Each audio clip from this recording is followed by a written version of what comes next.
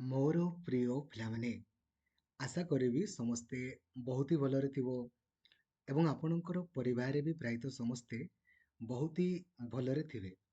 ଏହି ଭିଡ଼ିଓରେ ଆମେ ପାଖାପାଖି 500ଟି ଆପଣଙ୍କର ସିଲେକ୍ଟେଡ୍ ଜିକେ କ୍ୱେଶ୍ଚିନ୍‌କୁ ଡିସ୍କସନ୍ କରିବା, ଯାହାକି ଆପଣଙ୍କର ଆଗାମୀ ପ୍ରତ୍ୟେକଟି ଏକ୍ଜାମ୍ ପାଇଁ ହେଲ୍ପଫୁଲ୍ ହବ। ତ ବିନମ୍ର ଅନୁରୋଧ ଆପଣଙ୍କୁ ରହିବ, ଭିଡ଼ିଓଟିକୁ କମ୍ପ୍ଲିଟଲି ଦେଖିବେ ଏକ୍ଜାମ୍ ପୂର୍ବରୁ, ଯୋଉଦ୍ୱାରା କି ମ୍ୟାକ୍ସିମମ୍‌ରୁ ମ୍ୟାକ୍ସିମମ୍ ଜିନିଷ ଆପଣଙ୍କର ରିଭାଇଜ୍ ହେଇପାରିବ। ତ ଲାଇକ୍ ଆଉ ସେୟାର କରିକି ସବୁ ସାଙ୍ଗମାନଙ୍କୁ ବି ଜଣେଇଦେବେ। ଆଉ ଚ୍ୟାନେଲକୁ ଆପଣ ନୂଆ ଅଛନ୍ତି ଦେନ୍ ଏବେ ହିଁ ସବସ୍କ୍ରାଇବ୍ କରିକି ଅଲ୍ ନୋଟିଫିକେସନ୍‌କୁ ବି ଆପଣ ଅନ୍ କରିଦେବେ ଏବଂ ଡେଡିକେଟେଡ଼ଲି ପଢ଼ିବା ପାଇଁ ଚାହୁଁଛନ୍ତି ସବୁଦିନ 7ରୁ 8 ଘଣ୍ଟା, ଦେନ୍ ଏବେ ହିଁ ଆପଣ ପ୍ଲେ ଷ୍ଟୋରକୁ ଯାଆନ୍ତୁ ଆଉ ଲକ୍ଷ୍ମୀଧର ସାର୍ ଅଫିସିଆଲ୍ ଆପ୍ଲିକେସନ୍‌କୁ ଇନଷ୍ଟଲ୍ କରିଦିଅନ୍ତୁ। ସବୁଦିନ ଆପଣ 7ରୁ 8 ଘଣ୍ଟା ଆପଣଙ୍କର ପଢ଼ିପାରିବେ। ପ୍ଲାନିଂ ଭିଡ଼ିଓ ଅଲରେଡ଼ି ଆପଣଙ୍କ ପାଇଁ ଅପଲୋଡ଼ କରାହେଇଛି। ବିଏଡ଼୍ର କ୍ଲାସ୍ ଅଲରେଡ଼ି ନୂଆ ବେଚ୍ ସବୁ 20 ତାରିଖରୁ ଆପଣଙ୍କ ପାଇଁ ଲଞ୍ଚ କରିଦିଆହେଇଛି। ଆପଣ ଯଦି ଆର୍ଆଇ, ଏଆର୍ଆଇ, ଅମିନ୍ ପରୀକ୍ଷା ଦେବେ, ଏଇ ପ୍ଲାନିଂ ଭିଡ଼ିଓକୁ ଦୟାପୂର୍ବକ ଆପଣ ଦେଖିଦେବେ। ସେମିତି ଯେଉଁମାନେ ବି ଆପଣଙ୍କର ବିଏଡ଼୍ ପରୀକ୍ଷା 2025ରେ ଦେବେ, ବିଏଡ଼୍, ବିଏଚ୍ଇଡ଼ି, ଏମ୍ଏଡ଼୍, ଏହି ପ୍ଲାନିଂ ଭିଡ଼ିଓକୁ ଦେଖନ୍ତୁ ଆଉ ପଢ଼ା ଆରମ୍ଭ କରିଦିଅନ୍ତୁ। ସିଲାବସ୍ ଥରେ ଆପଣଙ୍କର ସରିଗଲାଣି। ସେଇଭଳିଆ ଯଦି ଆପଣ ସେବାଶ୍ରମ ସ୍କୁଲରେ ଆପଣଙ୍କର ଚାକିରି ସୁନିଶ୍ଚିତ କରିବା ପାଇଁ ଚାହୁଁଛନ୍ତି, ଏଇ ପ୍ଲାନିଂ ଭିଡ଼ିଓକୁ ଆପଣ ଦେଖିବେ ଆଉ ସବୁ କ୍ଲାସ୍ ଆପଣଙ୍କର ଲକ୍ଷ୍ମୀଧର ସାର୍ ଅଫିସିଆଲ୍ ଆପ୍ଲିକେସନ୍‌ରେ ସବୁଦିନ ଆପଣଙ୍କ ପାଇଁ ଆଭେଲେବୁଲ୍ କରିଦିଆହେଉଛି। ଠିକ୍ ଅଛି, ଚାଲନ୍ତୁ ତାହେଲେ କାଳ ବିଳମ୍ବ ନ କରିକି ଆରମ୍ଭ କରିବା। କ୍ୱେଶ୍ଚିନ୍ ନମ୍ବର 1 ଆପଣଙ୍କ ପାଇଁ, ଅଳକାନନ୍ଦା ଆଉ ପିଣ୍ଡାର ଏଇଟା କୋଉ ଜାଗାରେ ଆପଣଙ୍କର ମିଶିଛନ୍ତି? ଆପଣଙ୍କର ମନେ ଥିବରେ ଅଳକାନନ୍ଦା ଆଉ ପିଣ୍ଡାର ଆପଣଙ୍କର କର୍ଣ୍ଣପ୍ରୟାଗ। ଆପଣମାନେ କମେଣ୍ଟ କରିକି ଜଣେଇବେ ଆଉ କ'ଣ କ'ଣ ସବୁ ଆପଣଙ୍କର ମନେ ଅଛି, ତାହା ଆପଣ କମେଣ୍ଟ କରିକି ନିଶ୍ଚିତ ଭାବରେ ଜଣେଇବେ। ଫଣ୍ଡାମେଣ୍ଟାଲ ଡ୍ୟୁଟିଜ୍ ଗୁଡ଼ା ଆମର କୋଉ ପାର୍ଟରେ ଅଛି? ବହୁତ ସୁନ୍ଦର ପ୍ରଶ୍ନ। ବୋଧେ ଗତକାଲି ନୁହେଁ ତା ଆଗ ଦିନ ହିଁ ଆମେ ପଲିଟି ପୁରା ଫୁଲ୍ କଭରେଜ କରିଥିଲେ। ଯାହା ପଡ଼ିବ ସେଇଠୁ ଆପଣଙ୍କର ପଡ଼ିବ। ଆଇଦର ଆପଣଙ୍କୁ ସିଏ ପାର୍ଟ 3 ଆପଣଙ୍କର ପଚାରିବ, ନହେଲେ ପାର୍ଟ 4, ନହେଲେ ପାର୍ଟ ଆଇଭି ଏ ଆପଣଙ୍କର ପଚାରିବ। ପାର୍ଟ 3ରେ ଆମର କ'ଣ ରହିଛି? ଫଣ୍ଡାମେଣ୍ଟାଲ ରାଇଟ୍ସ ଆପଣଙ୍କର। ପାର୍ଟ 4ରେ ଆପଣଙ୍କର ଡିପିଏସ୍ପି, ଆଉ ପାର୍ଟ ଆଇଭି ଏ ଆପଣଙ୍କର କ'ଣ ରହିଛି ରେ? ଫଣ୍ଡାମେଣ୍ଟାଲ ଡ୍ୟୁଟିଜ୍ ଆପଣଙ୍କ ରହିଛି। ଯାହା ପଚାରିଲେ ଆପଣ ସାଇଁ ସାଇଁ ଆପଣଙ୍କର ଉତ୍ତର କରିଦେଇ ପାରିବେ। ପରବର୍ତ୍ତୀ କ୍ୱେଶ୍ଚନ୍, ଯେ ଆମର ସୋଲାର ସିଷ୍ଟମରେ ସବୁଠାରୁ ଲାର୍ଜେଷ୍ଟ ଆଷ୍ଟ୍ରଏଡ୍ ଆପଣଙ୍କର କୋଉଟା ବୋଲି ଆପଣଙ୍କୁ ପଚାରିଛି। ତ ସବୁଠାରୁ ଲାର୍ଜେଷ୍ଟ ଆଷ୍ଟ୍ରଏଡ୍ ଆପଣଙ୍କର ହେଉଛି ସିରିସ୍। ସିରିସ୍ ଆପଣଙ୍କର ସବୁଠାରୁ ଲାର୍ଜେଷ୍ଟ ଆଷ୍ଟ୍ରଏଡ୍। ଦେନ୍ ଆମର ଯେଉଁ ରହିଲା ଷ୍ଟ୍ରାଟୋସ୍ଫିୟରରେ which of the following element act as a catalyst, କୋଉଟା ଗୋଟେ କାଟାଲିଷ୍ଟ ଆକାରରେ ଆପଣଙ୍କର କାମ କରିଥାଏ ବୋଲି ଆପଣଙ୍କୁ ପଚାରିଛି। ଷ୍ଟ୍ରାଟୋସ୍ଫିୟରରେ କ୍ଲୋରିନ୍ ଆପଣଙ୍କର କରିଥାଏ। ଆପଣଙ୍କ ପାଇଁ ପ୍ରଶ୍ନ ରହିବ ଯେ ଷ୍ଟ୍ରାଟୋସ୍ଫିୟରରେ ଏରୋପ୍ଲେନ୍ ଯିବା ଆସିବା କାହିଁକି କରେ? ଆପଣ କମେଣ୍ଟ କରିକି ନିହାତି ଜଣେଇବେ। ମୁଁ ଜାଣିପାରିବି ଯେ ଆପଣ ଭିଡ଼ିଓକୁ ଦେଖୁଛନ୍ତି କି ଦେଖୁନାହାନ୍ତି। ଖେଡ଼ା ଆପଣଙ୍କର କେବେ ହେଇଥିଲା? ଆପଣମାନେ କମେଣ୍ଟ କରିକି ଜଣେଇବେ। ମହାତ୍ମା ଗାନ୍ଧୀ ସାଉଥ ଆଫ୍ରିକାରୁ ଭାରତକୁ କେବେ ଫେରିକି ଆପଣଙ୍କର ଆସିଥିଲେ? ତ ଖେଡ଼ା ଆପଣଙ୍କର କେବେ ହେଇଥିଲା ରେ? ଖେଡ଼ା ଆପଣଙ୍କର ହେଇଥିଲା 1918ରେ। 1918ରେ ଆପଣଙ୍କର ଖେଡ଼ା। ଠିକ୍ ଅଛି, ପରବର୍ତ୍ତୀ ଆପଣଙ୍କ ପାଇଁ କ୍ୱେଶ୍ଚନ୍ ଯିବା। କହୁଛି ଆମର ପରବର୍ତ୍ତୀ କ୍ୱେଶ୍ଚନ୍, ଆଟର୍ଣ୍ଣି ଜେନେରାଲ ଆମେ ଜାଣିଛେ ଭାରତ ସରକାରଙ୍କର ଫାଷ୍ଟ ଲିଗାଲ ଆଡଭାଇଜର ଆପଣଙ୍କର ହେଲେ ଆଟର୍ଣ୍ଣି ଜେନେରାଲ। ୟାଙ୍କ ସମ୍ପର୍କରେ କୋଉଠି ମେନସନ୍ ଅଛି? Article number 76। ଆପଣମାନେ କମେଣ୍ଟ କରିକି ଜଣେଇବେ। ଯେମିତି ଭାରତ ସରକାରଙ୍କର ଫାଷ୍ଟ ଲିଗାଲ ଆଡଭାଇଜର ସିଏ, ସେମିତି ଓଡ଼ିଶା ସରକାରଙ୍କର ଫାଷ୍ଟ ଲିଗାଲ ଆଡଭାଇଜର ଆପଣଙ୍କର କିଏ? Advocate general. ତାଙ୍କ ସମ୍ପର୍କରେ ଆର୍ଟିକଲ ନମ୍ବର କେତେରେ ମେନସନ୍ ଅଛି? ଆପଣ କମେଣ୍ଟ କରିକି ଜଣେଇବେ। ପରବର୍ତ୍ତୀ question, national board for wildlife ଏଇଟା ଆପଣଙ୍କର କେବେ ଗଠିତ ଆପଣଙ୍କର ହେଇଥିଲା? ତ 2003 ମସିହାରେ ଆମର national board for wildlife ଆପଣଙ୍କ ପାଇଁ ଗଠିତ ହେଇଥିଲା। ଆପଣଙ୍କ ପାଇଁ ଗୋଟେ ପ୍ରଶ୍ନ ରହିବ, ଯେଉଁ କନଭେନସନ୍ ଗୁଡ଼ା ମନେ ଅଛି ନା? ବନ୍ କନଭେନସନ୍, ବାସେଲ କନଭେନସନ୍, କିମ୍ବା ଆପଣଙ୍କର ଗ୍ରୀନ୍ ହାଉସ୍ ଇଫେକ୍ଟ ସହିତ କାଇଟୋ ପ୍ରୋଟୋକଲ, ରାମସାର କନଭେନସନ୍, କୋଉଟା କାହା ସହିତ ଜଡ଼ିତ ତାକୁ ଆପଣମାନେ କମେଣ୍ଟ କରିକି ନିହାତି ଆପଣଙ୍କର ଜଣେଇବେ। ଦେନ୍ ଜିଏସଟି ବା ଗୁଡ୍ସ ଆଣ୍ଡ ସର୍ଭିସେସ୍ ଟ୍ୟାକ୍ସ ଏଇଟା ଆପଣଙ୍କର କେବେ ଆମର ଗଠିତ ହେଲାରେ? 2017 ମସିହାରେ ଆମର GST ଆପଣଙ୍କର ଗଠିତ ହୋଇଥିଲା। GSTର ଫୁଲ୍ ଫର୍ମ ମଧ୍ୟ ଆପଣଙ୍କୁ ପଚାରି ଦେଇପାରେ। ତ GST କେବେ ହେଲା ନା 2017 ଆପଣଙ୍କର ଗଠିତ ହୋଇଥିଲା। ଦେନ୍ ପାର୍ଟିସନ୍ ଅଫ୍ ବେଙ୍ଗଲ ଆମର କେବେ ହେଇଥିଲା? ପାର୍ଟିସନ୍ ଅଫ୍ ବେଙ୍ଗଲ କେବେ ହେଇଥିଲା? 1905 ମସିହାରେ ଆମର ପାର୍ଟିସନ୍ ଅଫ୍ ବେଙ୍ଗଲ ହେଇଥିଲା। ଏହା ଯୋଗୁଁ ଭାରତୀୟମାନେ କ'ଣ କରିଥିଲେ? ସ୍ୱଦେଶୀ ମୁଭମେଣ୍ଟ ଆପଣଙ୍କର ଆରମ୍ଭ କରିଥିଲେ। ପରୀକ୍ଷାରେ ବୁଲେଇକି ମଧ୍ୟ ପଚାରି ଦେଇପାରେ ଯେ ପାର୍ଟିସନ୍ ଅଫ୍ ବେଙ୍ଗଲକୁ କେବେ ଆନ୍ୟୁଲ୍ଡ କରାହେଇଥିଲା? ଆନ୍ୟୁଲ୍ଡ ମାନେ କ୍ୟାନସେଲ୍ଡ। କେବେ କରାହେଇଥିଲା ନା 1911 ମସିହାରେ ଲର୍ଡ ହାର୍ଡିଙ୍ଗ ଆପଣଙ୍କର ତାକୁ କ୍ୟାନସେଲ୍ଡ ବା ଆନ୍ୟୁଲ୍ଡ ଆପଣଙ୍କର କରିଥିଲେ। ଫାଦର ଅଫ୍ ହ୍ୱାଇଟ୍ ରିଭଲ୍ୟୁସନ୍ ପରୀକ୍ଷାରେ ପଚାରିବ ଅପରେସନ୍ ଫ୍ଲୁଡ୍ କାହା ସହିତ ଆପଣଙ୍କର ଜଡ଼ିତ? ଆପଣ କ'ଣ କରିବେ? ହ୍ୱାଇଟ୍ ରିଭଲ୍ୟୁସନ୍ ସହିତ। ତ ଫାଦର ଅଫ୍ ହ୍ୱାଇଟ୍ ରିଭଲ୍ୟୁସନ୍ ବୋଲି ଆମେ କାହାକୁ କହୁ? ଏମ୍ ଭର୍ଗିସ୍ କୁରିନ୍କୁ ଆପଣଙ୍କର କହିଥାଉ। ସେମିତି ଫାଦର ଅଫ୍ ଗ୍ରୀନ୍ ରିଭଲ୍ୟୁସନ୍ ବୋଲି ଆମେ କାହାକୁ କହୁ? MS ସ୍ୱାମୀନାଥନକୁ ଆମେ କହିଥାଉ। ଆପଣଙ୍କୁ ପରୀକ୍ଷାରେ ପଚାରିଦେବ ଯେ 2024 ମସିହାରେ କେତେ ଜଣଙ୍କୁ ଭାରତ ରତ୍ନ ଆପଣଙ୍କର ମିଳିଛି? କମେଣ୍ଟ କରିକି ଆପଣ ନିହାତି ଜଣେଇବେ। ପରବର୍ତ୍ତୀ ପ୍ରଶ୍ନ ଆପଣଙ୍କ ପାଇଁ, ଯେଉଁ ବାରଦୋଲି ସତ୍ୟାଗ୍ରହ ହେଇଥିଲା ଏଇଟା ଆପଣଙ୍କର 1828 ନୁହେଁ 1928ରେ ବାରଦୋଲି ସତ୍ୟାଗ୍ରହ, ତାର ନେତୃତ୍ୱ ଆପଣଙ୍କର କିଏ ନେଇଥିଲେ? କିଏ ନେଇଥିଲେ ରେ? ସର୍ଦ୍ଦାର ବଲ୍ଲଭ ଭାଇ ପଟେଲ ଆପଣଙ୍କର ବାରଦୋଲି ସତ୍ୟାଗ୍ରହର ନେତୃତ୍ୱ ଆପଣଙ୍କ ପାଇଁ ନେଇଥିଲେ। ଠିକ୍ ଅଛି। ଉତ୍କଳ ୟୁନିଭର୍ସିଟି ଆମର କେବେ ଗଠିତ ହେଇଥିଲା? ଉତ୍କଳ ୟୁନିଭର୍ସିଟି କେବେରେ? 1943ରେ ଆମର ଉତ୍କଳ ୟୁନିଭର୍ସିଟି ଆପଣଙ୍କ ପାଇଁ ଗଠିତ ହେଇଥିଲା।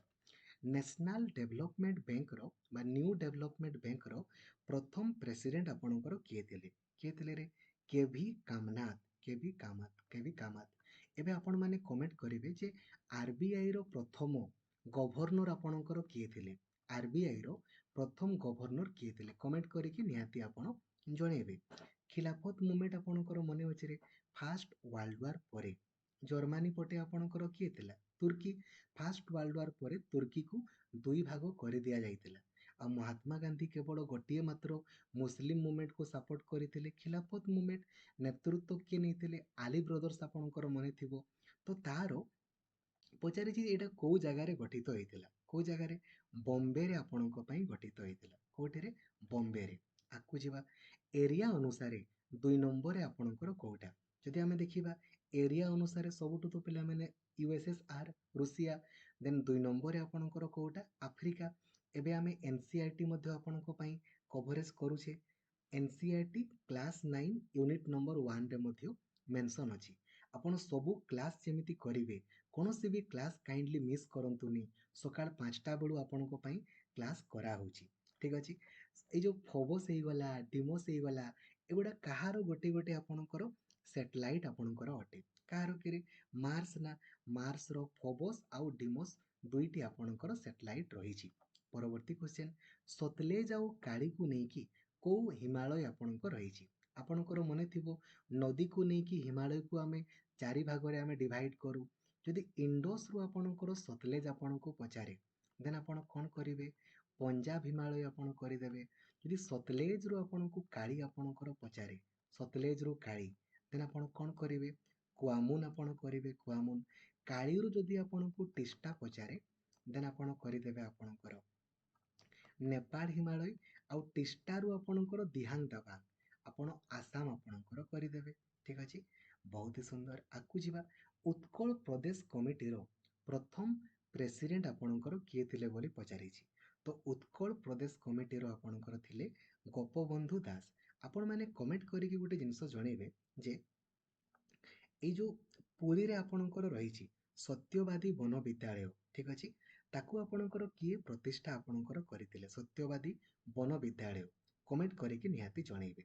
ପରବର୍ତ୍ତୀ କ୍ୱେଶ୍ଚନ୍ ଆପଣଙ୍କ ପାଇଁ, ଇକ୍ୱାଲିଟି ବିଫୋର ଲ, ଆଇନ ଆଗରେ ସମସ୍ତେ ଆମେ ସମାନ ଆଉ ଆଇନ ସମସ୍ତଙ୍କ ପାଇଁ ସମାନ ବା ରାଇଟ୍ ଟୁ ଇକ୍ୱାଲିଟି ସମ୍ପର୍କରେ ଆର୍ଟିକିଲ ନମ୍ବର କେତେରୁ କେତେ ଭିତରେ ମେନସନ୍ ଅଛି? 14ରୁ ଆପଣଙ୍କର 18 ନା? ତାହେଲେ କୋଉଟା ହେଇଯିବ? ଏଇଟା ଆପଣଙ୍କର ରାଇଟ୍ ଟୁ ଫ୍ରିଡମ୍ ସମ୍ପର୍କରେ 19ରୁ ଆପଣଙ୍କର 22, ରାଇଟ୍ ଏଗେନ୍ଷ୍ଟ ଏକ୍ସପ୍ଲୋସନ୍ ଆପଣଙ୍କର 23 ଆଉ ଆପଣଙ୍କର 24, ଦେନ୍ ଆପଣଙ୍କର ଯେଉଁ ରହିଲା ଆମର ମାଇନରିଟିଜ୍ ମାନଙ୍କ ସମ୍ପର୍କରେ 29 ଆଉ ଆପଣଙ୍କର 30, right to freedom of religion ଆପଣଙ୍କର 25ରୁ ଆପଣଙ୍କର 28, ଆଉ ରାଇଟ୍ ଟୁ କନଷ୍ଟିଟ୍ୟୁସନାଲ ରିମେଡିଜ୍ ତ ଆପଣଙ୍କର ମନେ ଅଛି ଆର୍ଟିକଲ ନମ୍ବର 32। ଠିକ୍ ଅଛି। ପରବର୍ତ୍ତୀ question, which among the following institution develop the UPI? ଆପଣମାନେ ଯେଉଁ ସମସ୍ତେ ପେଟିଏମ୍ କର, ପେଟିଏମ୍, ଫୋନ୍ପେ, ଗୁଗୁଲ୍ ପେ ଏସବୁ ୟୁଜ୍ କରୁଛନ୍ତି, ଏସବୁ ଆପଣଙ୍କର କାହା ଅଧୀନରେ ଆସୁଛି? NPCI ବା national payments corporation of India, ଏହା ଅଧୀନରେ ଆପଣଙ୍କର ଆସୁଛି। ସେମିତି ଆପଣଙ୍କ ପାଇଁ ପ୍ରଶ୍ନ ରହିବ ଯେ ଭାରତର ଯେଉଁ ପପୁଲେସନକୁ କାଉଣ୍ଟ ଆପଣଙ୍କର କରନ୍ତି, କିଏ ଆପଣଙ୍କର କାଉଣ୍ଟ କରିଥାନ୍ତି ଭାରତର ପପୁଲେସନକୁ? କମେଣ୍ଟ କରିକି ଜଣେଇବେ। ଠିକ୍ ଅଛି। ଏମିତି ଜଣେ ପିଲାମାନେ INCର ସବୁଠାରୁ ଅଧିକ ସମୟ ପର୍ଯ୍ୟନ୍ତ ପ୍ରେସିଡେଣ୍ଟ କିଏ ଥିଲେ ବୋଲି ପଚାରିଛି। ତ ସବୁଠାରୁ ଅଧିକ ସମୟ ପର୍ଯ୍ୟନ୍ତ କିଏ ଥିଲେ? ଦାଦାଭାଇ ନାରୋଜି ଆମର ଥିଲେ। ଯଦି ପୁରୁଷ ପଚାରେ WC ବ୍ୟାନାର୍ଜୀ, ମହିଳା ପଚାରେ ଆନି ବେସାନ୍ତ, ଭାରତୀୟ ମହିଳା ସରୋଜିନୀ ନାଇଡୁ, ମୁସଲିମ ପଚାରେ ବାଦରୁଦ୍ଦିନ ତାଏବଜୀ ଆପଣଙ୍କର, ଆଉ ଯଦି ଆପଣଙ୍କୁ ପରୀକ୍ଷାରେ ପଚାରିଦେଲା ଇଂରେଜ, ଲୁଲେ ଆପଣ କରିଦେବେ। ଠିକ୍ ଅଛି। ଆଉ ସବୁଠାରୁ ଅଧିକ ତ ସିଏ ଡ୍ରେନ୍ ଅଫ୍ ୱେଲ୍ଥ ଥିଓରି ଆପଣଙ୍କର ହେଇଗଲା, ସିଏ ହିଁ ଆପଣଙ୍କର ଦେଇଥିଲେ। ଠିକ୍ ଅଛି। କୋଉଟାକୁ ଆମର ପ୍ରିଏମ୍ବୁଲକୁ ଆଇଡେଣ୍ଟିଟି କାର୍ଡ, ଆଇଡେଣ୍ଟିଟି କାର୍ଡ ଅଛି ମାନେ କେମିତି ମନେ ରଖିବ? ଇନ୍ ନା ଇନ୍ ଆଇଡେଣ୍ଟିଟି କାର୍ଡ କହିଛି ମାନେ ଆମର NA ପଲ୍କି ଭିଲା ଆପଣଙ୍କର ହେଇଯିବ। ଠିକ୍ ଅଛି। NA ପଲ୍କି Villa. ଆଉ ଯଦି ପଲିଟିକାଲ ହରୋସ୍କୋପ ଆପଣଙ୍କୁ ପଚାରିଥାନ୍ତା ଦେନ୍ ଆପଣ KM ମୁନ୍ସି ଆପଣଙ୍କର କରିଥାନ୍ତେ। ଠିକ୍ ଅଛି। ଦେନ୍ ପଚାରିଛି ଆମର କୋଉ ଆମେଣ୍ଡମେଣ୍ଟ ଜରିଆରେ ଆମର ଫାଣ୍ଡାମେଣ୍ଟାଲ ବା ଏଇ ଯେଉଁ XIVA ମାନେ ଫାଣ୍ଡାମେଣ୍ଟାଲ ଡ୍ୟୁଟିଜ ଗୁଡ଼ା ଆମର ଏଡ୍ କରାଗଲା କେବେ? 42ତମ ଆମେଣ୍ଡମେଣ୍ଟ ଜରିଆରେ 1976ରେ ଏଡ୍ କରାଗଲା। ସରାନ ସିଂ କମିଟି ଦ୍ୱାରା ତାକୁ ଆମେ ଆଉ କ'ଣ ବୋଲି କହିଥାଉ? ମିନି କନଷ୍ଟିଟ୍ୟୁସନ ବୋଲି ମଧ୍ୟ ଆମେ କହିଥାଉ। ଠିକ୍ ଅଛି। ପରବର୍ତ୍ତୀ କ୍ୱେଶ୍ଚନ ଦେଖନ୍ତୁ, କହିଛି ଇଣ୍ଟରନ୍ୟାସନାଲ ମନିଟାରୀ ଫଣ୍ଡ ବା IMFର ହେଡକ୍ୱାର୍ଟର ଆପଣଙ୍କର କୋଉ ଜାଗାରେ? ତ IMFର ହେଡକ୍ୱାର୍ଟର ଆପଣଙ୍କର କୋଉ ଜାଗା ରହିଛି ରେ? ୱାସିଂଟନ DCରେ ଆପଣଙ୍କ ପାଇଁ IMFର ହେଡକ୍ୱାର୍ଟର ଆପଣଙ୍କ ପାଇଁ ରହିଛି। ଠିକ୍ ଅଛି। ଦେନ୍ ଦେଖନ୍ତୁ ଲସ୍ ଏଞ୍ଜେଲସ୍ ସ୍ମୋକ୍, ଏଇଟା ଗୋଟେ ଆପଣଙ୍କର କ'ଣ କିରି? ଏଇଟା ହେଉଛି ଆପଣଙ୍କର photo chemical smoke. Los Angeles ସ୍ମୋକକୁ କ'ଣ ବୋଲି କୁହାଯାଏ? ଫଟୋ କେମିକାଲ ସ୍ମୋକ୍ ବୋଲି କୁହାଯାଏ। ମୋର୍ଲେ ମିଣ୍ଟୋ କେବେ ଆସିଥିଲା? ଆମେ ଜାଣିଛେ ମୋର୍ଲେ ମିଣ୍ଟୋ ଆପଣଙ୍କ ପାଇଁ 1909ରେ ଆସିଥିଲା। 1909ରେ ମୋଣ୍ଟେଗୁ ଚେମ୍ସଫୋର୍ଡ ଆପଣଙ୍କର 1919ରେ ଆପଣଙ୍କର। ସାଇମନ କମିଶନ କେବେ ନିଯୁକ୍ତ ହେଇଥିଲେ? 1927ରେ। ଭାରତକୁ କେବେ ଆସିଥିଲେ? 1928ରେ ସାଇମନ କମିଶନ ଆସିଥିଲେ। ସେମିତି କ୍ରିପ୍ସ ମିଶନ ଆପଣଙ୍କର ମନେ ଅଛି, ଡୋମିନିଅନ ଷ୍ଟାଟସ ଦେବା ପାଇଁ କେବେ ଆପଣଙ୍କର ଆସିଥିଲେ? ଠିକ୍ ଅଛି। ଦେନ୍ ଦେଖନ୍ତୁ କହିଛି ଯେ who among the following participants in the speaker of Lok Sabha, ଲୋକସଭାର ସ୍ପିକର ହେବେ, ତାହେଲେ କିଏ ଆପଣଙ୍କର ପାର୍ଟିସିପେଟ୍ କରିପାରିବେ? କେବଳ ଲୋକସଭାର ମେମ୍ବର୍ସ ମାନେ କରିପାରିବେ। ଯଦି ରାଜ୍ୟସଭାର ଆପଣଙ୍କର କହିଥାନ୍ତା ଦେନ୍ ରାଜ୍ୟସଭାର ଆପଣଙ୍କର କରିଥାନ୍ତେ। ସ୍ପାଇସେସ୍ ବୋର୍ଡ ଅଫ୍ ଇଣ୍ଡିଆ, ତାର ହେଡକ୍ୱାର୍ଟର କୋଉ ଜାଗାରେ ଆପଣଙ୍କ ପାଇଁ ରହିଛି? କୋଉଠି ରହିଛି ରେ? କୋଚିରେ ଆପଣଙ୍କ ପାଇଁ ରହିଛି। ଦେନ୍ ଦେଖନ୍ତୁ ମାଲଦୀପ୍ସ ଆଉ ମିନିକୟକୁ କିଏ ଆପଣଙ୍କର ସେପାରେଟ୍ କରେ? ଏଇ ଭିତରୁ ଯୋଉଟା ହେଲେ ବି ଆପଣଙ୍କୁ ପଚାରିବ, ଆଇଦର ପଚାରିବ 8 ଡିଗ୍ରୀ, ନହେଲେ ପଚାରିବ 9 ଡିଗ୍ରୀ, ନହେଲେ 10 ଡିଗ୍ରୀ। ମାଲଦୀପ୍ସ ଆଉ ମିନିକୟକୁ ଆମର କିଏ ସେପାରେଟ୍ କରେ? 8 ଡିଗ୍ରୀ। ଯଦି ଆମକୁ ଲକ୍ଷାଦ୍ୱୀପ ଆଉ ମିନିକୟ ଆପଣଙ୍କର ପଚାରନ୍ତା, ଲକ୍ଷାଦ୍ୱୀପ ଆଉ ମିନିକୟ ଆମର 9 ଡିଗ୍ରୀ। ଆଉ ଆଣ୍ଡାମାନ ଆଉ ନିକୋବର ଆମର କ'ଣ ହେଇଯିବ ରେ? 10 ଡିଗ୍ରୀ ଆପଣଙ୍କ ପାଇଁ ହେଇଯିବ। ଠିକ୍ ଅଛି। ଦେନ୍ ଦେଖନ୍ତୁ ଭାରତକୁ ଇକ୍ୱାଲି ଆମର ଦୁଇ ଭାଗରେ କିଏ ଡିଭାଇଡ୍ କରିଛି? ଭାରତ କୋଉଟା ଆପଣଙ୍କର ଭାରତ ଦେଇକି ପାସ୍ ହେଇଛି? କେବଳ ଆଉ କେବଳ ଟ୍ରପିକ୍ ଅଫ୍ କ୍ୟାନ୍ସର ନା? କେତୋଟି ରାଜ୍ୟ ଦେଇକି ଆପଣଙ୍କର ପାସ୍ ହେଇଛି? 8ଟି ରାଜ୍ୟ ଦେଇକି ଆପଣଙ୍କର ପାସ୍ ହେଇଛି। ଏବେ ଯଦି ପରୀକ୍ଷାରେ ପଚାରେ ଯେ ଭାରତର ଲାଟିଚୁଡନାଲ ଏକ୍ସଟେଣ୍ଟ ଆପଣଙ୍କର କେତେ, ଲଙ୍ଗିଚୁଡନାଲ ଏକ୍ସଟେଣ୍ଟ କେତେ, ଆପଣ କହିପାରିବେ? କମେଣ୍ଟ କରିକି ଜଣେଇବେ। ଭାରତର GMT ଯଦି ଆପଣଙ୍କୁ ପଚାରିଲା ଦେନ୍ ପ୍ଲସ୍ 5.30 ଆୱାର ଆପଣ କରିଦେବେ। ଆଉ ଯଦି ଭାରତର ଷ୍ଟାଣ୍ଡାର୍ଡ ମେରିଡ଼ିଆନ ଆପଣଙ୍କର ପଚାରିଲା ଦେନ୍ 82.5 ଡିଗ୍ରୀ ଆମେ ଇଷ୍ଟ ଆପଣଙ୍କର କରିଦେବା। ଠିକ୍ ଅଛି। ଗଲା ନେକ୍ସଟ ଆପଣଙ୍କ ପାଇଁ 1948 ମସିହାରେ ଫାଷ୍ଟ ଆପଣଙ୍କର ଐତିହାସିକ ଶିଶୁପାଳ ଗଡ଼ର ଖନନ କାର୍ଯ୍ୟ ଆପଣଙ୍କର କିଏ କରିଥିଲେ ବୋଲି ପଚାରିଛି। ତ ତାଙ୍କର ନାଁ କ'ଣ କିରେ? ବିବି ଲାଲ ଆପଣଙ୍କର କରିଥିଲେ 1948 ମସିହାରେ। ଠିକ୍ ଅଛି। ଦେନ୍ ଦେଖନ୍ତୁ ଗ୍ଲୋବାଲ ଫାଇନାନ୍ସିଆଲ ଷ୍ଟାବିଲିଟି ରିପୋର୍ଟ, ଏଇଟା ଆପଣଙ୍କର କିଏ ପବ୍ଲିଶ ଆପଣଙ୍କର କରେ? ଏଇଟା ଆପଣଙ୍କର କିଏ କରେ ରେ? इंटरनेशनल मॉनिटरी फंड बा आईएमएफ आपणकर करिथाय ग्लोबल फाइनेंशियल स्टेबिलिटी रिपोर्ट आपणकर ठीक अछि हमर जो आपणकर जो पावर गुड़ा सेपरेशन ऑफ पावर बा पावर डिस्ट्रीब्यूशन ऑफ पावर या संपर्क रे कोठी आपणकर मेंशन अछि शेड्यूल 7 रे आपणकर मेंशन अछि किछि पावर गुड़ा सेंट्रल गवर्नमेंट अधीन रे किछि पावर स्टेट गवर्नमेंट अधीन रे आ किछि पावर बोथ आपणकर सेंट्रल आउ स्टेट गवर्नमेंट अधीन रे वर्ल्ड वेटलैंड डे प्रत्येक वर्ष केबे आपणकर पालन करा जाय 2 फेब्रुआरी को हमर वर्ल्ड वेटलैंड डे आकारे पालन करा जाय प्रत्येक वर्ष ठीक अछि zero based zero based budgeting was developed by home एटा आपणकर किए डेवलप करथिले रे पीटर फेयर बाबू आपणकर जीरो बेस्ड बजेटिंग को आपणकर डेवलप आपणकर करथिले ठीक अछि आर्टिकल नंबर 21 ए आर्टिकल नंबर 21 ए एटा आपणकर कोन इंडिकेट करे रे राइट टू एजुकेशन ना आपणकर एजुकेशन रो अधिकार रहिछि ताकू केही भी हटै पारिबे नाही राइट टू प्रॉपर्टी पूर्वरु आर्टिकल नंबर 31 रे थिला वर्तमान 300 ए रे अछि ताकू 44तम अमेंडमेंट जरिया रे 1978 रे हटै दिया जाइछि आपणकर मने थिबो प्राय तो देन देखंतु कोछि हमर जो which among the following freedom fighter led the swadeshi movement in Pune and Bombay Bombay कहारो हेड ऑफिस आपणकर थिला रे बाल गंगाधर तिलकंकर आपणकर थिला ना तो बाल गंगाधर तिलक आपणकर पुणे आउ बॉम्बे रे आपणकर नेतृत्व नैथिले आर्टिकल नंबर 324 एटा कहा सहित जड़ित आपणकर मने थिबो article number 324 election commission of India सहित आपणकर जड़ित अटे 280 फाइनेंस कमिशन सीएजी तो आपणकर मने थिबो आर्टिकल नंबर 148 आपणकर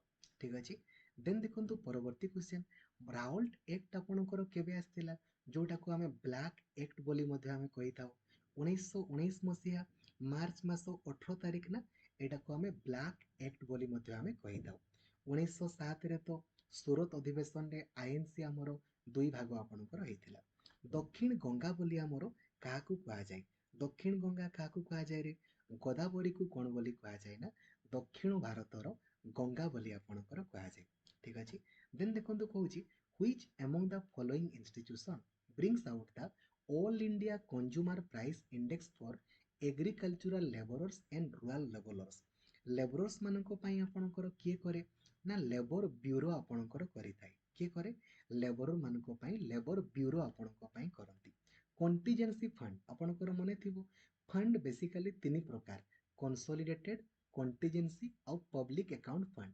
consolidated संपर्क आर्टिकल नंबर 266 ए आउ पब्लिक अकाउंट फंड 266 आपणकर बी आउ कंटीजेंसी आपणकर केतेरे 267 रे आपणकर एटा गोटे इमरजेंसी फंड जोटा राष्ट्रपतिଙ୍କର परमिशन रे खर्च करा जाय थाय ठीक अछि देन देखंतु परवर्ती क्वेश्चन सिख मानकर प्रथम गुरु आपणकर किए थिले सिख मानकर प्रथम गुरु थिले गुरु नानक आपणकर प्रथम गुरु आपणकर थिले ठीक अछि पूर्ण स्वराज आमको दरकार भाई एमती सेमती नाही पूरा पूरी कंप्लीट फ्रीडम एटा आपणकर किए कहिथिले जवाहरलाल नेहरू कोठी कहिथिले लाहौर अधिवेशन रे 1929 मसिहा रे कहिथिले किंतु जदि आपनको कहिथांता स्वराज वार्ड टाकू सर्वप्रथमे किए व्यवहार करिथिले देन आपण करिदेबे 1906 मसिहा रे आपणकर को अधिवेशन आपण कमेंट करके कहिबे दादा भाई नारोजी सर्वप्रथमे ताकू आपणकर यूज करिथिले स्वराज वार्ड टिकू ठीक अछि देन देखंतु टोबैको बोर्ड ऑफ इंडिया यार हेडक्वार्टर को जगह रे बोली पचारिछि tobacco board of India Guntur रे आपणकर रहिछि ठीक अछि देन देखंतु पचारिछि भारत आउ श्रीलंका देखरे आमे जानिछे ना श्रीलंका को आपणकर किए सेपरेट करूछि पोल्क ऑफ स्ट्रेट लेखा आइथिबो किंबा gulf of Mannar Palk of strait किंबा गल्फ ऑफ मानेर बोली आमे कहि थाउ ठीक अछि 15th finance commission of India रो चेयरमैन आपणकर किए बोली पचारिछि तो चेयरमैन आपणकर किए रे ना एनके सिंह आपणकर एनके सिंह ठीक अछि सेडिमेंटरी रॉक्स इस एटा आज ही आपणकर पढिचे अवक्षिप्त शिला मार्बल तो आपणकर हेयला रे मेटामॉर्फिक आपणकर देन कोटा आपणकर सेडिमेंटरी आपणकर अटे सैंडस्टोन एटा आपणकर सेडिमेंटारी आपणको ପାଇଁ ପ୍ରଶ୍ନ ରହିବ ଫଜିଲ ଫୁଏଲ ଗୁଡ଼ା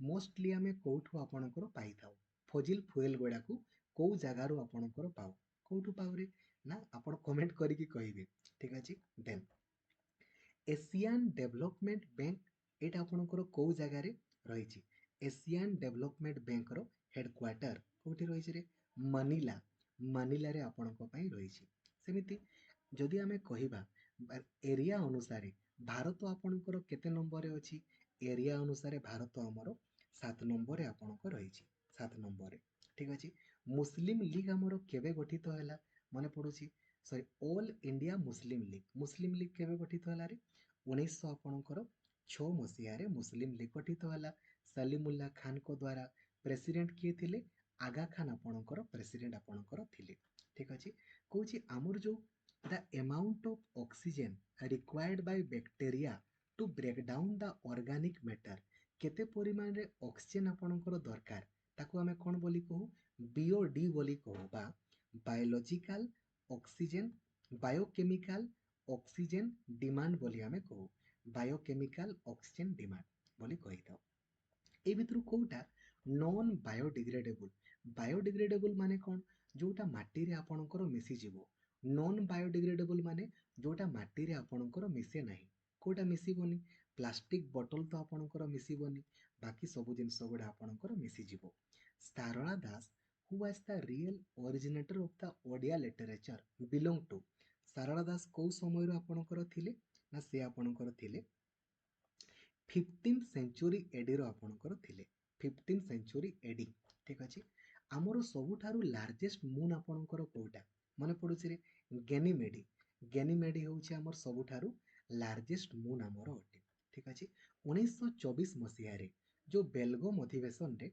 आईएनसी रो प्रेसिडेंट किए थिले बेलगोम अधिवेशन रे आपणकर किए थिले महात्मा गांधी आपणकर थिले आ 1925 मसिया रे आपणकर मने अछि आपणकर किए थिले कहले देखि सरोजिनी नायडू हमर 1925 मसिया रे आईएनसी रो प्रेसिडेंट थिले चैलेंजर द्वीप एटा आपणकर कोठी रहिछि एटा आज ही आपणकर पढिथिले सबुठारु शांतमय सागर बोली आपणकर काकु कहा जाय वर्ल्ड रो सबुठारु डीपेस्ट पॉइंट जो मेरियाना ट्रेंच एटा कोठी होछि प्रशांत महासागर आपणको पई रहिछि हैला भारतर ना अनुसार भारत महासागर सबुठु छोट आपणकर आर्कटिक आउ कोटा देखिबाकू आपणकर एस भलिया आटलांटिक आपणकर ठीक अछि कहूछि which of the following constitutional amendment act को एक्ट रे हमरो कोऑपरेटिव सोसाइटीज को ऐड करा गला तो 97तम अमेंडमेंट जरिया रे कोऑपरेटिव सोसाइटीज को हमरो 2011 मसिया रे ऐड करा गला ठीक अछि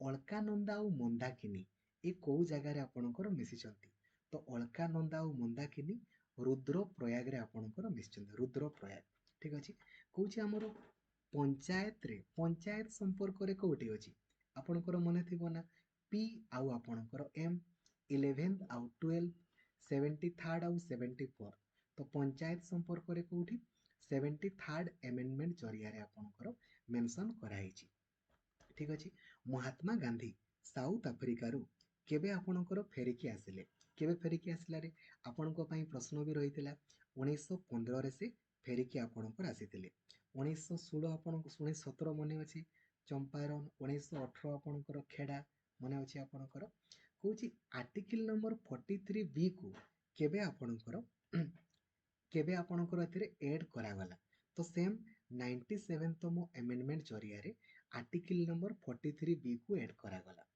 टी बोर्ड ऑफ इंडिया यारो हेडक्वार्टर को जगह रे अछि tea board of India Kolkata किंतु जदि पचारे टी प्रोडक्शन सबुठु अधिक कोठी हुए आसाम रे हमें करिदेबा कॉफी आपणकर पचारिले कर्नाटक आपणकर करिदेबा फादर ऑफ ग्रीन रिवोल्यूशन बोली हमें काहाकू कहिथाउ father of green revolution MS Swaminathan को हमें फादर ऑफ ग्रीन रिवोल्यूशन बोली हमें कहिथाउ चलिबो नेक्स्ट कहूछि Titan is the largest moon of days गतकाली ही आपणकर पढ़िथिले टाइटन सबुठारु लार्जेस्ट मून आपणकर कार किरे सैटर्न रो आपणकर अटे आमर मोहम्मद घोरी सहित आमे जानिछे रे बैटल ऑफ टेरेन बा तराई युद्ध फास्ट आपणकर 1191 सेकेंड 1192 तो मोहम्मद घोरी आउ काहांको मध्य रे हितला पृथ्वीराज ଚୌହାନଙ୍କ ମଧ୍ୟରେ ଆପଣଙ୍କର ହେଇଥିଲା। ଫାଷ୍ଟ ମଧ୍ୟ ସେକେଣ୍ଡ ମଧ୍ୟ। Next battle of Plassey. Plassey ଯୁଦ୍ଧ ଆପଣଙ୍କର କେବେ ହେଇଥିଲା? ରବର୍ଟ କ୍ଲାଇଭ ଆଉ ସିରାଜୁଦ୍ଦୌଲାଙ୍କ ମଧ୍ୟରେ 1757 ମସିହାରେ ଆପଣଙ୍କର ହେଇଥିଲା। ବକ୍ସର ଯୁଦ୍ଧ 1764। ଆପଣଙ୍କ ପାଇଁ ଗୋଟେ ପ୍ରଶ୍ନ ରହିବ, ବକ୍ସର ଯୁଦ୍ଧ ପରେ 1765ରେ ଗୋଟେ ଟ୍ରେଟି ହେଇଥିଲା। କୋଉ ଟ୍ରେଟି ଆପଣଙ୍କର ବକ୍ସର ଯୁଦ୍ଧ ପରେ ହେଇଥିଲା? ଆପଣ କମେଣ୍ଟ କରିକି ଜଣେଇବେ। କଳିଙ୍ଗ ଯୁଦ୍ଧ ଆପଣଙ୍କର କେବେ ହେଇଥିଲା? କଳିଙ୍ଗ ଯୁଦ୍ଧ ଆପଣଙ୍କର କେବେ ହେଇଥିଲା ରେ? 261 ବିସିରେ କଳିଙ୍ଗ ଯୁଦ୍ଧ ଆପଣଙ୍କର ହେଇଥିଲା। କେବେ? 261 ବିସିରେ ଆପଣଙ୍କ ପାଇଁ। ଠିକ ଅଛି। ଦେନ୍ କହୁଛି ଦ ଡ୍ରେନେଜ ପ୍ୟାଟର୍ନ କୋଉଟା ଆମର ଆପଣଙ୍କର କ୍ଲାସ 10ର କ୍ଲାସ 9ର ଏନସିଇଆରଟି ୟୁନିଟ ନମ୍ବର ଆପଣଙ୍କର 2ରେ ଅଛି ନା, ସରି ୟୁନିଟ ନମ୍ବର 3ରେ କୋଉଟା ଗଛର ଏଇ ଯୋଉ ଶାଖା ଭଳିଆ ଆପଣଙ୍କର ଦେଖାଯାଏ ନା, ତାକୁ ଆମେ ଡେଣ୍ଡ୍ରିକ ପ୍ୟାଟର୍ନ ବୋଲି ଆମେ କହିଥାଉ। Dendritic pattern. ଠିକ ଅଛି। ଆମର people's plan and economic plan ବୋଲି ଏଇ ବହିଟାକୁ ଆପଣଙ୍କର କିଏ ଲେଖିଥିଲେ ବୋଲି ପଚାରିଛି। କିଏ ରେ? ଏମ୍.ଏନ୍. ରୟ। ଏମ୍.ଏନ୍. ରୟ ଆପଣଙ୍କର ଏଇଟାକୁ ଲେଖିଥିଲେ ଆପଣଙ୍କ ପାଇଁ। ଦେନ୍ ଆମର କହିଛି ମାଇନରିଟିଜ ମାନଙ୍କ ସମ୍ପର୍କରେ କୋଉଠି ଆପଣଙ୍କର ମେନସନ ଅଛି? 29 ଆଉ 30 ନା ମନେ ଅଛି? ତାହେଲେ ମାଇନରିଟିଜ ମାନଙ୍କ ସମ୍ପର୍କରେ କୋଉଠି ମେନସନ ଅଛି? ଆର୍ଟିକିଲ ନମ୍ବର 30ରେ ମାଇନରିଟିଜ ମାନଙ୍କ ସମ୍ପର୍କରେ ମେନସନ ଅଛି। How many ସବଜେକ୍ଟସ ୱିଆର୍? ୱିଆର୍ ମାନେ ପୂର୍ବରୁ କେତୋଟି କନକରେଣ୍ଟରେ ଥିଲା? ବର୍ତ୍ତମାନ ଆପଣଙ୍କର ମନେ ଅଛି 100ଟି ଆପଣଙ୍କର ୟୁନିୟନରେ, 61 ଆପଣଙ୍କର ଷ୍ଟେଟରେ, ଆଉ 52ଟି ଆପଣଙ୍କର କନକରେଣ୍ଟରେ।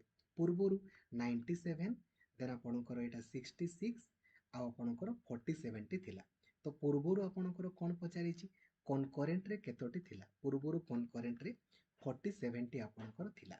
ବର୍ତ୍ତମାନ 52ଟି ଆପଣଙ୍କର ରହିଛି। ଠିକ ଅଛି।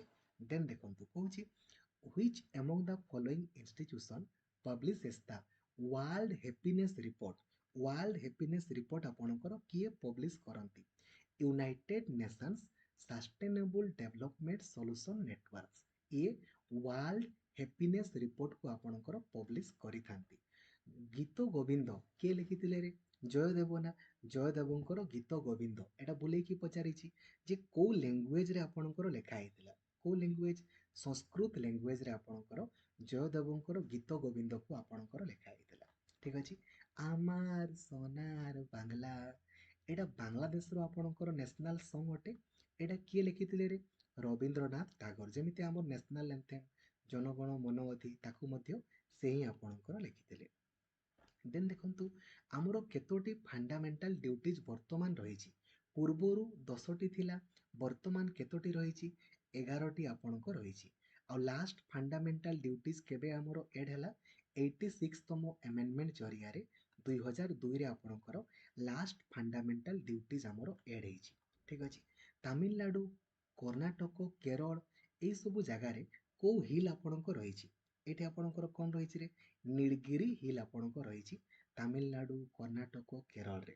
ଠିକ ଅଛି। Then what is the rank of India in the climate change performance index? ଇଣ୍ଡିଆର ର୍ୟାଙ୍କ ଆପଣଙ୍କର କେତେ ବୋଲି ପଚାରିଛି କ୍ଲାଇମେଟ ଚେଞ୍ଜ ଇଣ୍ଡେକ୍ସରେ? ତ କେତେ ରହିଛି ନା 8 ଆପଣଙ୍କ ରହିଛି, 8 ନମ୍ବର ର୍ୟାଙ୍କରେ ରହିଛି। ୱାର୍ଲଡ ୱାଇଲ୍ଡ ଲାଇଫ ଡେ ଆମେ ପ୍ରତ୍ୟେକ ବର୍ଷ କେବେ ଆପଣଙ୍କର ପାଳନ କରିଥାଉ? ତ ମାର୍ଚ୍ଚ ମାସ 3 ତାରିଖକୁ ଆମେ ୱାର୍ଲଡ ୱାଇଲ୍ଡ ଲାଇଫ ଡେ ଆକାରରେ ପାଳନ ଆପଣଙ୍କର କରିଥାଉ। ଆମର ଯୋଉ ଆଉଟର ମୋଷ୍ଟ ପାର୍ଟଟାକୁ ଆମେ କ'ଣ ବୋଲି କହୁରେ? ମାନେ କୋଉଠି ଆମେ ରହୁଛେ କହିଲ? ଆମେ ରହୁଛେ କ୍ରଷ୍ଟରେ ନା? କ୍ରଷ୍ଟରେ ଆପଣଙ୍କ ରହୁଛେ। ସଲିଡ ପାର୍ଟ କହିଛି ନା, ସଲିଡ ପାର୍ଟ ମାନେ ଆମେ ଯୋଉଠି ରହୁଛେ। ଏ କେବଳ 1% ରହିଛି। ମାଣ୍ଟାଲ ଆପଣଙ୍କର 84%, ଆଉ କୋର ଆପଣଙ୍କର 15% ଆପଣଙ୍କ ରହିଛି। ଠିକ ଅଛି। ଦେନ୍ ଦେଖନ୍ତୁ ଏଞ୍ଜେଲ ଫଲ୍ସ, ଏଇଟା ଆପଣଙ୍କର କୋଉ ଜାଗାରେ ଅଛି ରେ? ଏଞ୍ଜେଲ ଫଲ୍ସ ଆପଣଙ୍କର ଭେନେଜୁଏଲା। ଭେନେଜୁଏଲାରେ ଏଞ୍ଜେଲ ଫଲ୍ସ ଆପଣଙ୍କ ରହିଛି। 1929 ମସିହାରେ ଲାହୋର ଅଧିବେଶନରେ କିଏ କହିଲେ ଯେ ଭାଇରେ ଆମକୁ ଏମିତି ସେମିତି ନାହିଁ, ପୁରାପୁରି କମ୍ପ୍ଲିଟ ଫ୍ରିଡମ, ମାନେ କମ୍ପ୍ଲିଟ ଫ୍ରିଡମ ଆପଣଙ୍କର ଦରକାର? କିଏ କହିଥିଲେ? ଜବାହରଲାଲ ନେହେରୁ ଆପଣଙ୍କର କହିଥିଲେ। ଠିକ ଅଛି। କହୁଛି ଫାଷ୍ଟ ପେ କମିଶନ କେବେ ଆପଣଙ୍କର ଗଠିତ ହୋଇଥିଲା? ତ ଫାଷ୍ଟ ପେ କମିଶନ 1946ରେ ଆପଣଙ୍କର ଗଠିତ ହୋଇଥିଲା। ଫାଷ୍ଟ ପେ କମିଶନ ଆପଣଙ୍କର। National investment and infrastructure fund, ଏଇଟା ଆପଣଙ୍କର କେବେ ଗଠିତ ଆପଣଙ୍କର ହେଇଥିଲା? 2015 ମସିହାରେ national investment and infrastructure fund ଆମର ଗଠିତ ହୋଇଥିଲା। ଠିକ୍ ଅଛି। 1907 ମସିହାରେ କୋଉ ଅଧିବେଶନରେ ଆଇଏନସି ଆପଣଙ୍କର ଦୁଇ ଭାଗ ହେଇଥିଲା? ସୁରତ ଅଧିବେଶନରେ ଆଇଏନସି ଆପଣଙ୍କର ଦୁଇ ଭାଗ ହେଇଥିଲା। ଗୋଟେ ନରମ ଦଳ ଆଉ ଗୋଟେ ଗରମ ଦଳ ବା ଗୋଟେ ମଡରେଟ୍ ଆଉ ଗୋଟେ ଆପଣଙ୍କର ଏକ୍ସଟ୍ରିମିଷ୍ଟ ଆକାରରେ ହେଇଥିଲା। ଯୋଉ ଦେଖରେ ଏସିଆଟିକ୍ ଲାୟନ ସବୁ ଆପଣଙ୍କର କୋଉ ଜାଗାରେ ଅଛନ୍ତି? ଗୁଜରାଟର ଗିର୍ ନା ଗିର୍ରେ ଆପଣଙ୍କର ରହିଛନ୍ତି ସବୁ ଏସିଆଟିକ୍ ଲାୟନ ଗୁଡ଼ା। ଠିକ୍ ଅଛି। ପାର୍ଟ ଆଇଏକ୍ସ ଏ କୁହେ ଯେ ତ୍ରିସ୍ତରୀୟ ପଞ୍ଚାୟତ ରାଜ ବ୍ୟବସ୍ଥା ଅନୁସାରେ ଗୋଟିଏ ପଞ୍ଚାୟତକୁ କେତେବେଳେ ମାନେ କେତେରୁ ଅଧିକ ଆପଣଙ୍କ ରହିବେ ନା 20 ଲକ୍ଷରୁ ଅଧିକ ଆପଣଙ୍କ ରୁହନ୍ତି ଗୋଟିଏ ପଞ୍ଚାୟତରେ ନର୍ମାଲି। ଠିକ୍ ଅଛି। ଲାର୍ଜେଷ୍ଟ ରିଭାଇନ୍ ଆଇଲ୍ୟାଣ୍ଡ ବୋଲି ଆମେ କୋଉଟାକୁ ଆପଣଙ୍କର କହିଥାଉ? ବ୍ରହ୍ମପୁତ୍ର ନଦୀରେ ଆପଣଙ୍କର ଯୋଉ ରହିଛି ମଜୁଲି ଆଇଲ୍ୟାଣ୍ଡ। ଲାର୍ଜେଷ୍ଟ ରିଭାଇନ୍ ଆଇଲ୍ୟାଣ୍ଡ ଆପଣଙ୍କର କୋଉଟା? ମଜୁଲି ଆଇଲ୍ୟାଣ୍ଡ ଆପଣଙ୍କର ଅଟେ। ଠିକ୍ ଅଛି। ରାଷ୍ଟ୍ରପତି ଶାସନ କିଏ ଆପଣଙ୍କ ଲାଗୁ କରିପାରିବେ କିମ୍ବା କିଏ ହଟେଇ ପାରିବେ?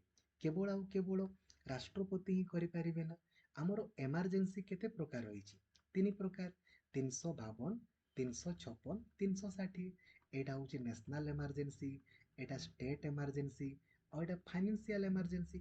ତ ରାଷ୍ଟ୍ରପତି ହିଁ ଆପଣଙ୍କର ଲଗେଇ ପାରିବେ। ଠିକ୍ ଅଛି। 10 ଡିଗ୍ରୀ ଏହା ପୂର୍ବରୁ ହିଁ ଡିସ୍କସନ୍ କରୁଥିଲେ। 8 ଡିଗ୍ରୀ ଆମର କାହାକୁ କରେ? ମାଲଦୀପ୍ସ ଆଉ ମିନିକୟ। 9 ଡିଗ୍ରୀ ଆପଣଙ୍କର ଲକ୍ଷାଦ୍ୱୀପ ଆଉ ମିନିକୟ।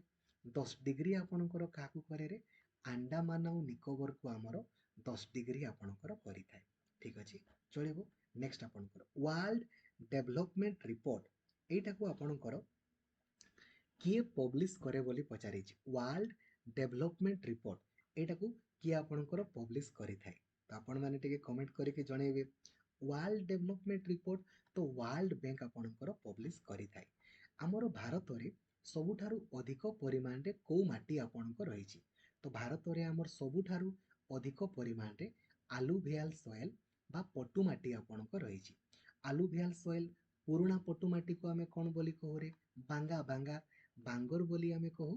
ଆଉ ନୂତନ ପଟୁ ମାଟିକୁ ଆମେ କଣ ବୋଲି କହିଥାଉ ନା ଖଦର ବୋଲି ଆମେ କହୁ। ବ୍ଲାକ୍ ସଏଲକୁ ଆଉ କଣ ବୋଲି କୁହାଯାଏ? Regur soil, cotton soil, self ploughing soil ବୋଲି କୁହାଯାଏ। ଆମ ଓଡ଼ିଶାରେ ସବୁଠାରୁ ଅଧିକ ପରିମାଣରେ କୋଉଟା ଅଛି? ରେଡ୍ ସଏଲ ଅଛି। ଏ ରେଡ୍ କଲର କାହିଁକି ଦେଖାଯାଏ? କାହିଁକି ନା ଆଇରନର ପରିମାଣ ସବୁଠାରୁ ଅଧିକ। ଆଉ ପାଣିରେ ମିଶିଲେ ଇଏ କୋଉ କଲର ହେଇଯାଏ? ନା ୟେଲୋ କଲର ଆପଣଙ୍କର ହେଇଯାଇଥାଏ। ଠିକ୍ ଅଛି। ଏସିଆନ୍ ଇନଫ୍ରାଷ୍ଟ୍ରକ୍ଚର ଇନଭେଷ୍ଟମେଣ୍ଟ ବ୍ୟାଙ୍କ ଏହାର ହେଡକ୍ୱାର୍ଟର କୋଉ ଜାଗାରେ ଆପଣଙ୍କ ରହିଛି? କୋଉଠି ଅଛି ରେ? ବେଜିଂରେ ଆପଣଙ୍କ ରହିଛି Asian infrastructure investment bank. Canons of Odishan architecture, ଏଇ ବହିଟାକୁ ଆପଣଙ୍କର କିଏ ଲେଖିଥିଲେ? ଏଇଟାକୁ ଲେଖିଥିଲେ ଏନ୍.କେ. ବୋସ୍। ଏନ୍.କେ. ବୋସ୍ ଆପଣଙ୍କ ଲେଖିଛନ୍ତି। ଠିକ୍ ଅଛି। ନ୍ୟାସନାଲ ଇଣ୍ଟିଗ୍ରେସନ କାଉନସିଲ ଏହାର ପ୍ରଥମ ମିଟିଂ କେବେ ଆପଣଙ୍କର ବସିଥିଲା? କିଏ ବସିଥିଲା ରେ? 1962 ମସିହାରେ ନ୍ୟାସନାଲ ଇଣ୍ଟିଗ୍ରେସନ କାଉନସିଲର ପ୍ରଥମ ମିଟିଂ ଆପଣଙ୍କ ପାଇଁ ବସିଥିଲା। କହୁଛି ଦେଖନ୍ତୁ, ଏ ଟିକେ ପୂର୍ବରୁ ମୁଁ ଆପଣଙ୍କୁ ପଚାରିଥିଲି ଏଇଟା। ରବର୍ଟ କ୍ଲାଇଭ୍ ଯୋଉ ଶାହା ଆଲମ ଟୁ ମାନେ ବକ୍ସର ଯୁଦ୍ଧ ପରେ କୋଉ ଟ୍ରେଟି ଆପଣଙ୍କର ହେଇଥିଲା?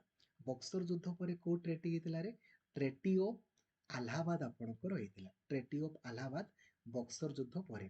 ଆଉ ଫାଷ୍ଟ ଆଙ୍ଗ୍ଲୋ ମାରାଠା ୱାର ପରେ କୋଉ ଟ୍ରେଟି ହେଇଥିଲା? ଟ୍ରେଟି ଅଫ ସାଲାବାଇ ଆପଣଙ୍କର ହେଇଥିଲା। ଠିକ୍ ଅଛି। ଓଜୋନ ଲେୟାର ବା ଓଜୋନ କହିଲେ କଣଟେ? ଓଜୋନ ମାନେ O3 ନା। ତାହେଲେ କେତୋଟି ଆପଣଙ୍କର ଅକ୍ସିଜେନ ରହିଛି?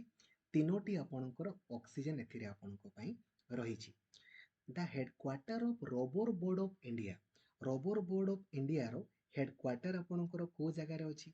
ନା କୋଟ୍ଟାୟାମ। କୋଟ୍ଟାୟାମରେ ଆପଣଙ୍କର ରବର ବୋର୍ଡ ଅଫ ଇଣ୍ଡିଆର ହେଡକ୍ୱାର୍ଟର ଆପଣଙ୍କର ରହିଅଛି। ବ୍ୟାଙ୍କସ ବୋର୍ଡ ବ୍ୟୁରୋ ଏଇଟା କେବେ ଗଠିତ ହେଲା ବୋଲି ପଚାରିଛି। କେବେ ଗଠିତ ହେଲା? 2016 ମସିହାରେ ବ୍ୟାଙ୍କସ ବୋର୍ଡ ବ୍ୟୁରୋ ଆପଣଙ୍କର ଗଠିତ ଆପଣଙ୍କର ହେଇଥିଲା। ସୋମବଂଶର ଲାଷ୍ଟ ଶାସକ କିଏ ଥିଲେ କହିଲ? ଯାହାଙ୍କୁ ଆପଣଙ୍କର ପରାସ୍ତ କରିଥିଲେ ଆପଣଙ୍କର? ଠିକ୍ ଅଛି ରେ, କର୍ଣ୍ଣଦେବ। କର୍ଣ୍ଣଦେବ ଆପଣଙ୍କର ଥିଲେ।